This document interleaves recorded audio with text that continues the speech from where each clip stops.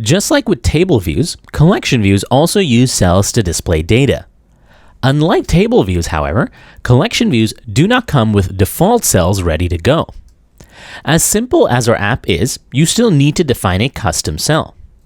Navigate to main.storyboard and select the collection view. Let me zoom out a bit here. On the top left corner, you should see a square outline. This is a prototype cell that you can modify to suit your needs. Later on, we'll look at some really cool custom cells, but for now we're going to keep it very simple. If you have created a custom table view cell before, this should mostly be a refresher. Our goal is to design a cell that looks like this. It is more or less a replica of a default table view cell.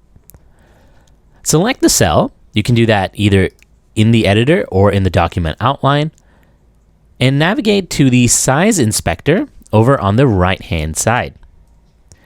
The collection view cell currently has a size of automatic. From the drop-down, select custom.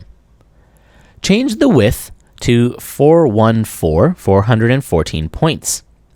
If you have the default iOS 11 storyboard scene, this is essentially the full width. Next, change the height to 44 points. Changing the height and width in the storyboard scene doesn't necessarily mean that this is the size our actual cells will be. Eventually, the layout object you've defined will override the measurements you specify here, but it helps to understand how your cell is going to be laid out. Okay, that's all for the size of the cell. Let's add a single label in here to display text from the data source. Drag out a label from the object library and place it in the prototype cell.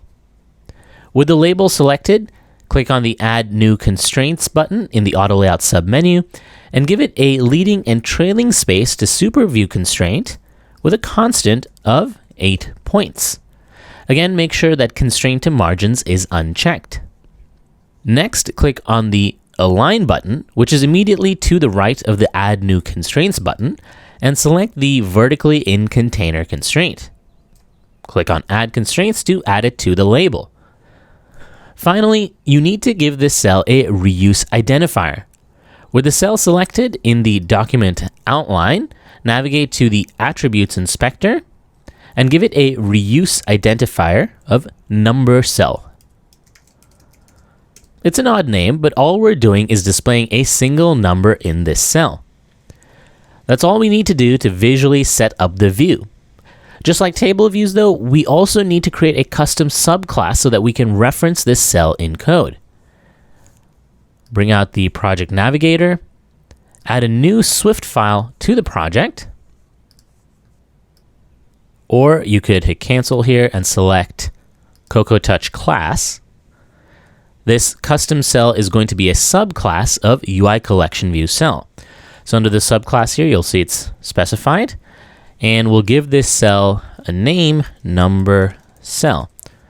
If something else is specified for you, you can simply type it out, collection view cell, and then set the title. Hit next, and then create to add it to the group. I don't like referencing cell reuse identifiers using strings, so a trick I like is to create a static property on the class that uses the type name as a reuse identifier.